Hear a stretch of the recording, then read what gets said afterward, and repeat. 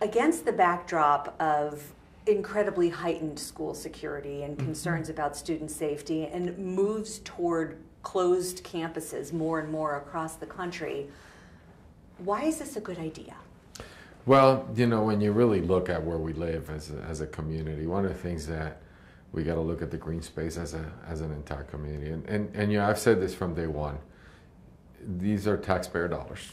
They're assets for our children and our community, right? So I think one of the things that we have really, from a school system perspective, you know, looking at our schools, protecting our kids obviously is number one priority, but then how do we give our kids access and our community access to some of the properties? I think the challenge that we have experienced, at least since I've been dealing with this for the last 8 months or so, is just the liability.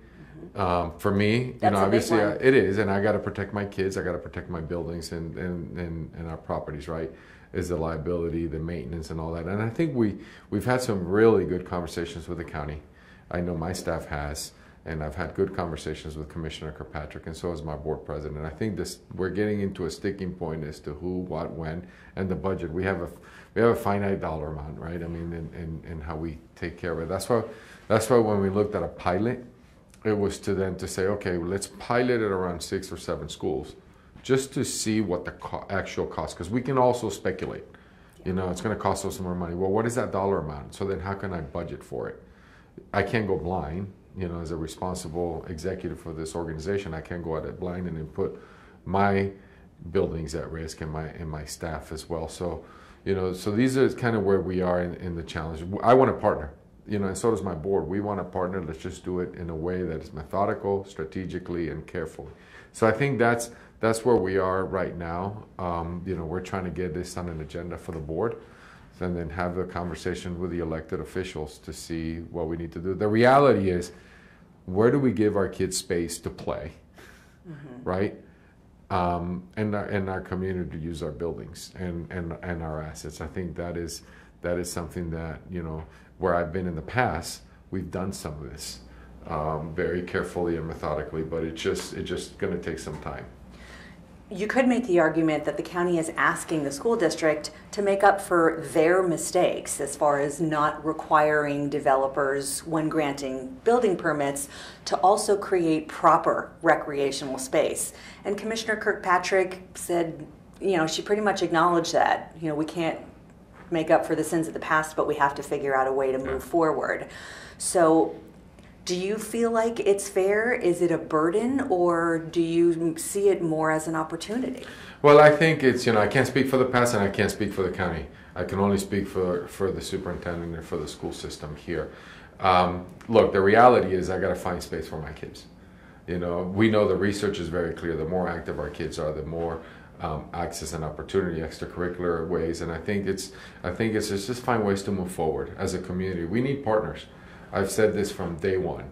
This is, you know, in order for us to improve the school system, to improve the work, I need this entire community, and I think it's a partnership that we have to just get down to the dollars and to the maintenance and to that. You know, our kids right now are jumping the fence to access our play.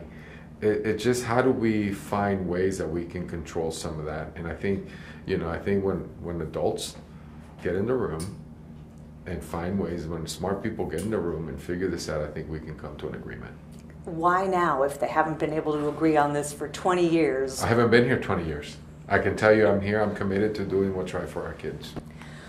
The details, the devil is in those details. And that's the problem. The principals we've spoken to, the trustees we've spoken to, the people that are on the ground level there at the schools have a hard time visualizing how they can support the actuality of it, from who's going to come and open up the gates and then come back at dusk to close them. Short-staffed custodians. I mean, across the board, there aren't enough custodians. There's always an issue with support staff. The principal we interviewed for the stories, like, there's no way that my custodial staff can keep up with the potential damage, the vandalism, the trash, the cleanup. There's a legitimate concern of, what if somebody gets up under the bleachers, tapes a gun up there, out of sight? Who's going to find that? I mean, that could happen now. I mean, you know, when you really look at all these things, and they're real. You know, they are real. And when you really look at all these things can happen now. I mean, kids can jump the fence and do all of that. And we haven't seen that to be the case because, you know, even some of the violence that we've had, they've been outside. They don't come onto our school, right? I mean, we can look at, because, you know, where I came from in the past, we did have some of that. I mean, and my thinking, the money that I put in the budget, you know, which was small, it was not a lot. It was really looking at around, it was finding ways to say, let's start with 7. You know, we can pay a stipend to an adult, to a custodian that can come in and lock the gates and just put it in certain times of the hours. And I think, you know, anything that we look at right now is pilot, small scale, something that then it can be scaled up, that we can then come together as adults to try to find what is best for the community as community partners. You know, I mean, I think eventually when this school system is really in partnership not only with our parents but also with our county, with our elected officials, and I think this is a new day for the school system and the board. The hesitation is just the devil in the details, and I think that's where we need to really work on some of those finite, I guess, language. There won't be any bathrooms available during any of this community use. That raises a big red flag. Right. And I think that's where, you know, that's where we're going to have, you know, the space, right? And at the time, and how often, and how far, and how long do we keep them open? You know, I mean, and all these things, it's pilot, small scale, and look to see how we can do this.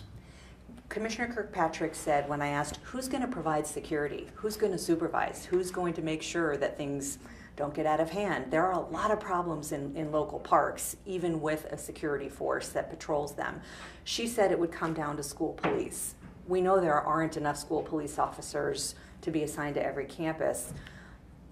Adding this to their duty, do you foresee that as a reasonable thing? Well, I think, you know, when you really look at it, we currently have police officers that are patrolling our facilities in the graveyard shift and at night. That we have that now.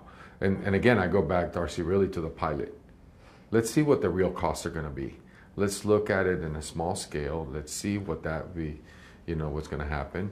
And then we can see if we can scale it up if there's more resources. If this is a community need, then we can then have at least some data. So then for us to be making data-driven decisions, I got to protect our properties, and especially our children. You know, but now then if you really look at it, because we had this conversation within my cabinet, was, you know, well then if you have kids and adults playing and using the fields in the afternoons, maybe there's no vandalism. Because now there's faces and there's kids, there's families out there, you know. So it was just, so what you're hearing, the negative, then there's also some of the positive as well, that maybe the use, then it's going to limit some of the you know, vandalism. And Commissioner Jones brought that up. It's a hope that the more activity, the more ownership people might take of the schools, as far as pride and ownership, one might hope. This is my community school, right? I mean, we know that in communities, the 2 hub centers of a school, which is great, it's a school and a library, right? I mean, and you look at spaces, I mean, we are in the desert, and you look at where there's limited green space. So where are our kids going to play? In the street, right? So then how do we partner? And how do we make this the viable partnership for both entities? What about time for one more question, Darcy? Okay, let me just make sure. I know that there was one line in the agreement that makes it look like everybody can kind of wash their hands of responsibility. It says, nothing in this agreement imposes any duty or obligation on the parties to monitor, secure, or supervise community use.